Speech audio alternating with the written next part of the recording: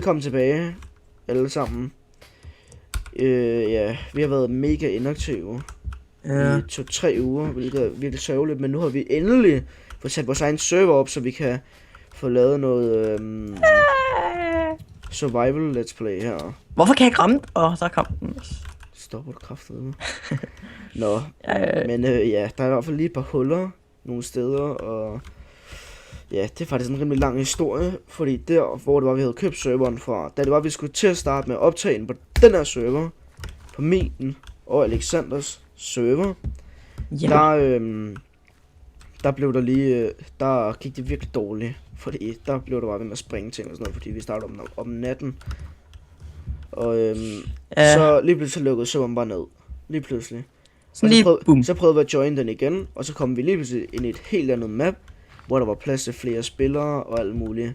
Og så blev vi jo glade. Og så blev vi jo sindssygt glade. Og vi begyndte bare at filme i virkelig lang tid faktisk. Og så efter vi havde filmet i virkelig lang tid, så var der en der joinede og sagde, hvem fanden er I, og hvordan fanden er I kommet ind på min server? Og skrev så, hvad snakker du om, det er min server? Fordi at, ja, lige nu så er det mig, der betaler til den her. Eller, ja, de er selvfølgelig midt over, ikke?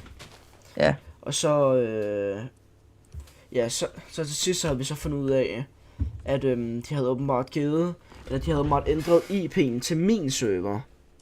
Altså den, som vi sidder og spiller på lige nu. Hvilket er virkelig rip. Så ja, vi skal starte om. Ja. Og vi har lige siddet og spillet i så lang tid, men ja, det er fint nok. Nå, skal vi bare begynde at... Vi begynder bare at hugge noget træ. For endnu en gang, ikke? Ej, jeg kan ikke engang løbe mere. Der ligger alle mulige mobloot halløj rundt omkring. Mark, hvor gik du hen? Jeg skulle bare lige hurtigt tage noget. Det var lidt trist. Ja. Men sådan er det. Nå, det er sådan noget, der sker nogle gange. Ligesom lydkvaliteten kan være dårlig nogle gange. Som i ligesom Alexander Skyblock-videoen. Og ja, ting kan ske. Men nu har vi heldigvis taget en lydtest, så det er fint nok. Ja. Men vi starter bare ud med at hugge lidt 3. Nå, vi laver det. Jeg laver lige hurtigt en du laver crafting table. Ja. Og så sætter den lige her. Du kan lige hurtigt farme noget, mens jeg lige hurtigt hugger noget mere træ, ikke? Jeg skal lige have noget kød. Jeg kan ikke løbe. Nej, men tænker lige, du går ned og hugger noget sten først, måske. Nej, så er jeg lige det her får her. Okay, så går jeg ned og hugger noget sten. Så er det mig, der får chancen til det. Ja, for jeg skal fra alt det kød, mand. Vi kan lave en seng nu, Mark. Nu er jeg fedt.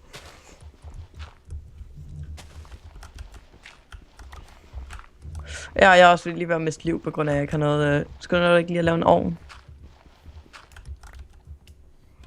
Jo, jeg er i gang. Der er kul lige her. Perfekt. Wow, GG, mand. Sådan der, så har vi sådan en jeg kan ikke få lov til at hugge sten. Sådan der. Sådan der. Så er nok til en ovn, og så skal vi også lige have nok til en pickaxe. Som så har nu. Og så lidt svær eventuelt. Så sådan der. Kan bare lige hugge noget af kulden. Det er lige for, at du ikke skal slå alt for mange af fårene ihjel. Bare sådan, så vi lige kan spære nogle af dem inden. Ups.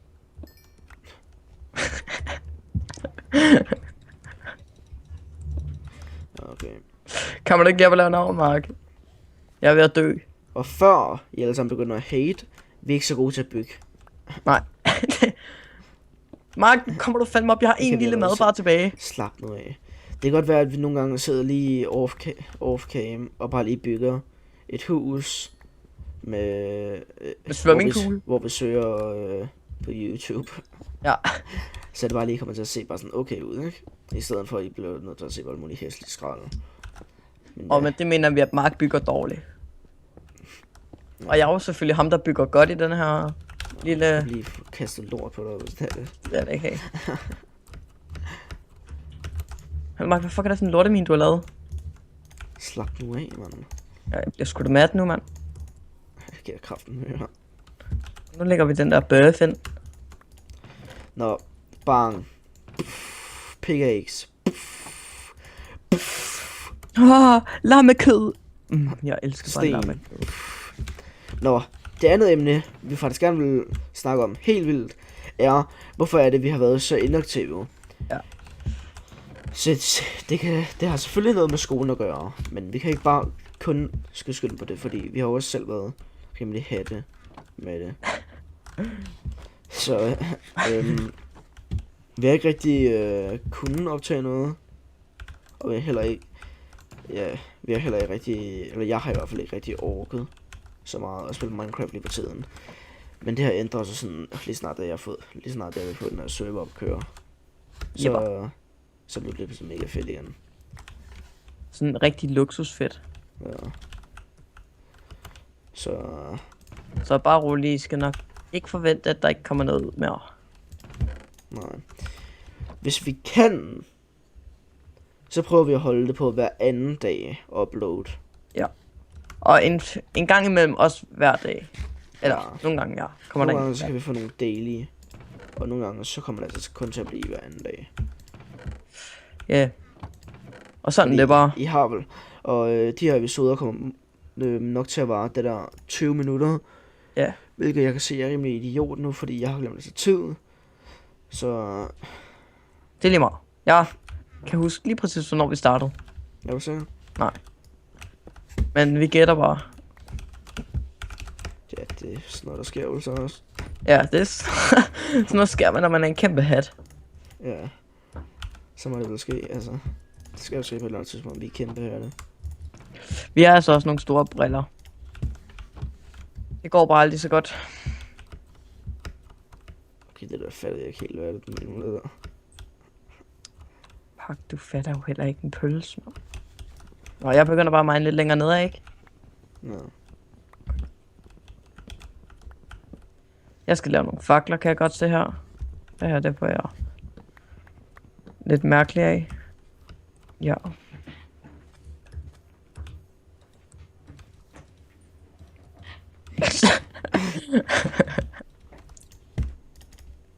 Hvad?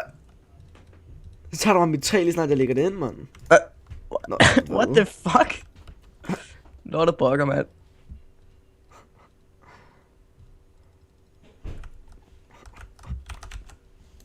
Nu går du væk, bare din Jeg blander hund. lige noget af det her lort her. Jeg tænker, vi skal ikke bo her, Alex. Nej, det gider vi ikke, for det er... Vi skal bare lige skaffe det mindste herovre. Og så finder vi et godt sted, fordi det her... Ja, vi render allerede afsted. Nu gør vi ikke, Mark. Nej, Jo, vi gør. det kommer vi til først at gøre i næste episode. Jeg ser et skelet. Okay, jeg har bare klippet videoen 2 sekunder, som så jeg kan tage tid. 3, 2, 1... Yes. Så fik der lige taget tid på her. Jeg har set en ko. Jeg kan se en ko. Kan du se en ko? Kan du se en ko? Jeg løber bare afsted, Mark. Hvor er du ko? Mark, du går ned og miner. Fuck, der er mange Jamen, jeg køer. overgår ikke at mine herovre. Vi skal finde en mine. Så for det her, det er lort. Det er lort. Det er lige for, at vi bare skal gå ud på eventyr. Jamen, det gør vi allerede. Ja, det gør vi allerede. Over natten her, eller hvad? Ja.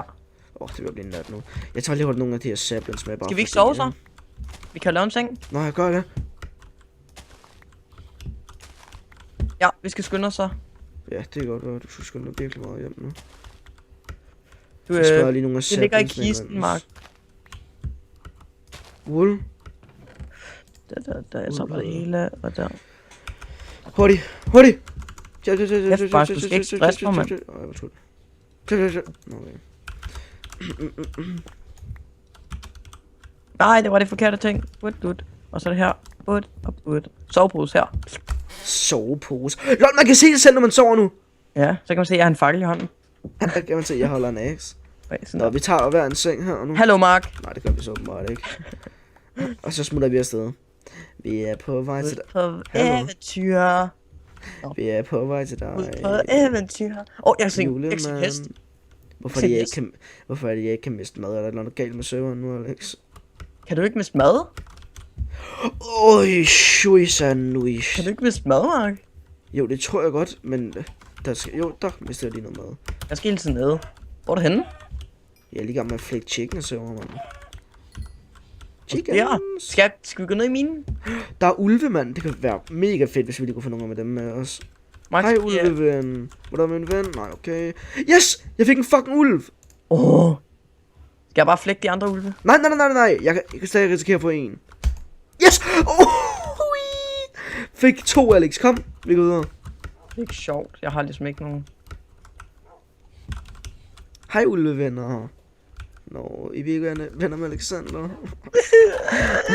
Ej, Max, gå ned den der levin, der var herinde. Men lige, jeg skriver det her i 2 gule blomster her, fordi så er der jo det der fede, man kan med Minecraft her nu, ikke? Gør man lige sådan her. Hvorfor sniffer Gør man det op i anus? Det skal du ikke, det der. Sådan, så er de kraftigt med gule, mand. Sådan der, mand. Det er lige for, det skal være orange, som, Mark, jeg har en hest. som vores main color på vores kanal, ikke?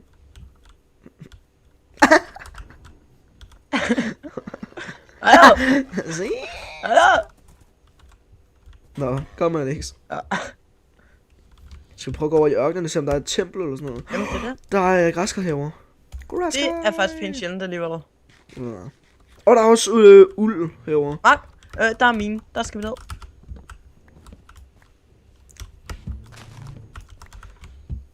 Ja, det kan faktisk godt være, at vi kan slå lejr herovre. Jeg har i hvert fald taget noget i minen allerede.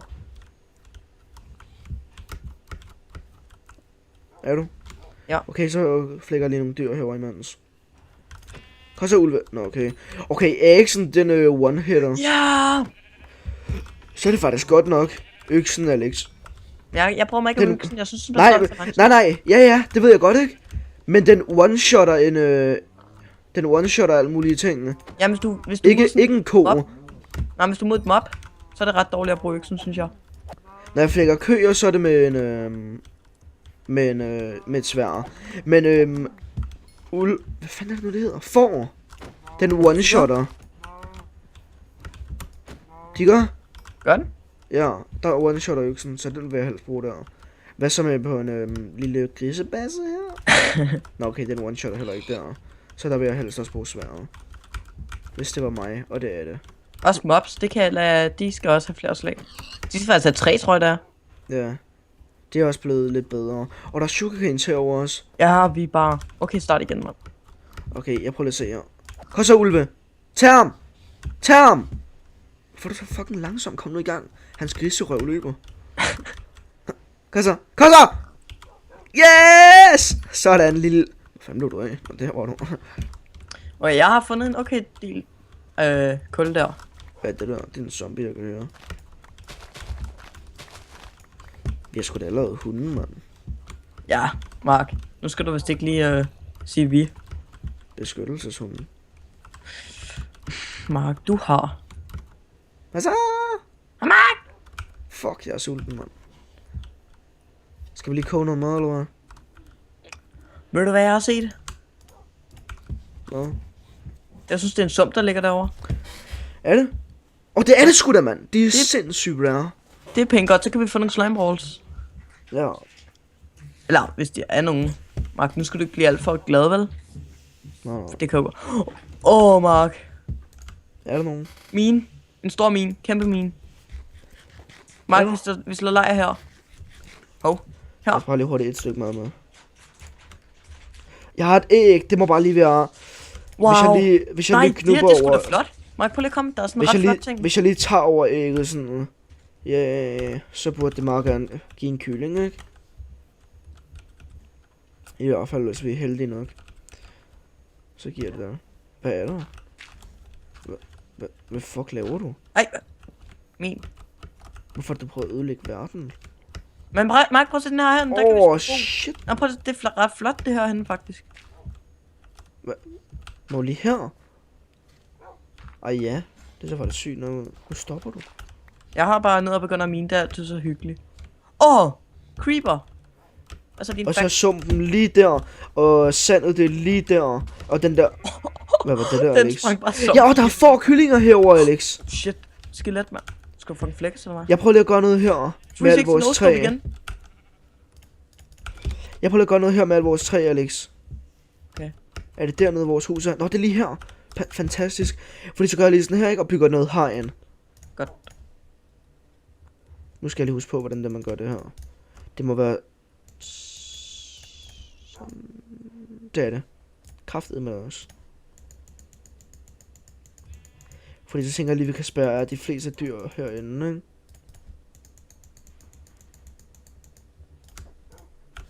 Okay, 30, det tror jeg var det ikke engang nok, men vi må lige se på det. Vi kan i hvert fald spærre nogle dyr inde, som lige kan parre sig her, ikke? Som kan hygge. Hygge. Okay, nu er de i hvert fald lige sparet inden dem her. Jeg ved ikke, om de kan komme derop, så må vi lige gøre sådan noget her. Sådan noget totalt fancy, ikke? Hej Mark, kan du se mig gennem væggen? Og chickens herovre. Kom her, chicken. Chicken, du skal ikke flygte! Har jeg ikke noget seed på mig eller sådan noget? Vi skubber den det her noget i. Men numshullet først. Flyt dig, ulv! Jeg har lige fanget chickens! Nej, hvad laver jeg? Ja, det er noget med, at ulve godt kan skubbe dig ned. Altså for ting og sådan noget, så du skal ikke have den med ud, hvis vi går tæt på lava. Nå ja, man kan bare sætte den ned. Ja. Okay, der er lavet gang i et eller andet der, hvor man er du sindssygt. Det er lige før jeg bliver nødt til at sensor det her, mand. Hvad er det? Jeg har lige sat de der to får ind i et bur sammen, men han står og lavet sådan lige for hende op i numshullet, altså. Hvad sker der? Det er da helt voldsomt, det her, hvor der sker der. Nå, så kan vi i hvert fald lige slå nogle andre får ihjel herovre. Jamen, det går wild herovre. Det er lige for, at vi bliver nødt til at kalde den her gone sexual eller sådan noget. Hvad sker der? Det var helt vildt, den her allerede, mand. Ja. Så er der sniffer noget i røven. Du må ikke sige røvhullet, det er anus. Hvad satan? 63 no-scope. Jo, he mate. Ja, man kan måske godt høre, at vi ikke er helt normale. Eller, Mark er der. Der er sindssygt mange chickens og sådan noget herovre. Og jeg har fundet okay meget jern. Jeg prøver lige at se, hvis jeg lige kan finde et seed her i, ikke? Det kunne jeg vist godt, så. Så gør vi lige sådan her, ikke? Og får diverse chickens med herover og får dem ned til deres ven. Sindssygt. Nå. Hvad var det der, Alex? Det var med vilje. Okay, godt, det er nede i minen. Jeg tænkte lige sådan, det mener du ikke, Alex. Please. Igen. Bare please. Bare please, dude. Hallo, gå ned i fucking buret, mand. Ja. Flyt dig lige, ulv. Nej, gå lige væk. Den der måde, man skubber til dyr nu, ikke? Det kan jeg virkelig ikke lide. Oh my god. Jeg kommer op nu. Yes! Jeg har lige fået 4 chickens inde her.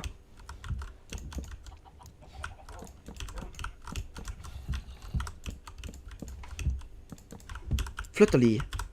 Min ulv søgest. Flyt dig, sagde jeg. Kan du kraftedeme ikke væse af mig, okay? Ja, nu er den så spuret inden, altså. Hvad så? Havde du ikke en ovn, Mark? Jo. Kan du så ikke lige komme hen med den? Jo, jeg skal bare lige hurtigt. Det Nej, hvad laver de? Shit. Hvad sker der? Nå, de er bange. Nej, der er kommet en ny bug i Minecraft, Alex. Hvad er det? Når det er, du står hen mod et hegn, sådan op mod det med et seed, så føler de hellere vil gå udenom.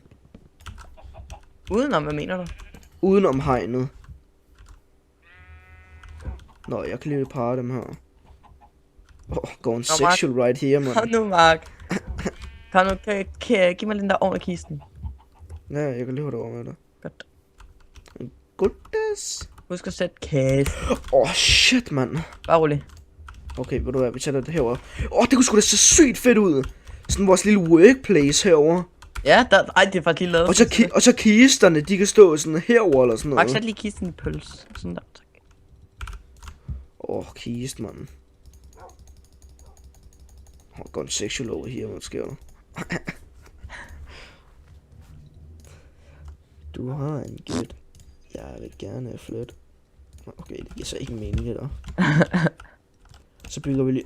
Vi tænker, vi bygger et soveværelse ind af et eller andet sted på noget tidspunkt. Lige nu, så lever vi bare lige her. Og så skal vi også have skaffet. Har vi overhovedet en masse jord, please? Ja, vi har et par stykker, fordi så skal jeg love at bygge noget tag for her, ikke? Skal jeg bare smide stentusene væk nu? Shit, Alex. Det må man ikke sige på YouTube, det der. Ja, sorry. Jeg mener. Det bliver sådan her, ikke? Gone sexual right here, dude. Så sker der sgu ting i ovnen, hva'? Ja. Puha, det lugter fælt. Øj, det er mørkt. Har du ikke lige nogle fakler eller sådan noget? Jo. Bare lige sæt dem ud ved dyrene også, så de ikke dør. Ja, så er vi... What? Okay, er der kommet en ny ting med, at de sætter sygt hurtigt æg? Fordi der er sket et eller andet herovre, og det er voldsomt, det her.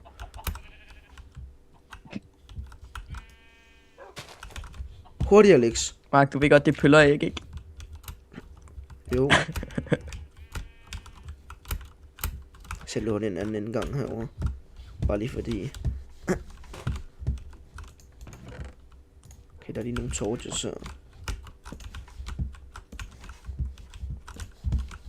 Sådan der. Har du sat nogen? Jepper. Perfekt. Så er der lige noget at work with. Nu, jeg glemmer det der hele tiden, Alex, seriøst. Hvad er det? Bang bang. Og så må det være bang bang bang bang. Sådan der, ikke? Det må det kraften være, sådan der.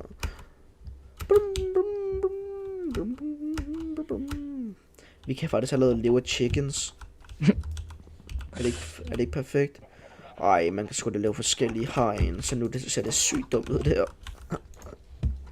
Okay, der kan ikke komme chickens ud af æggene mere, eller hvad? De burde næsten lave spejlæg, Alex. Nu kæft. Det burde de næsten. Og ved du hvad vi gør, Mark? Vi gør sådan her. Prøv at forestille dig bare at kunne koge et æg, og så kommer der bare spejlæg. Mark, prøv at se, nu er jeg genial, ikke? For jeg bruger jo min knop. Hvad for en?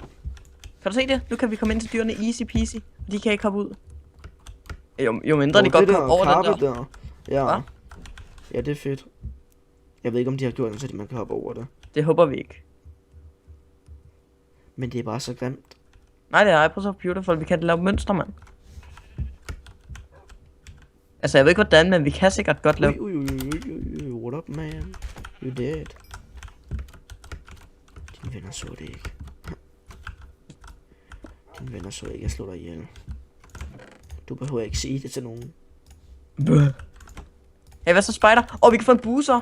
Nej, jeg synes faktisk, jeg fik en bue, der dræbte et skelet. Eller var det kun mig? Alexander, episoden har varet rimelig lang tid nu, så det er sådan lidt, vi skal slutte. Okay, jeg kommer bare tilbage så. Nej, Mark! Skynd dig at komme herind. Der er nogle af de der specielle... Nej. Den despawn. Fuck, mand. Og jeg kommer bare tilbage, Det ikke? gør næsten ondt i mit hjerte, det der. Det er faktisk en virkelig god start, vi har fået os her. Jepper. Jeg kommer tilbage nu. Jeg kommer svømmende. Yes. Yes. Jeg havde stentools. Yes. Har vi ikke noget mad?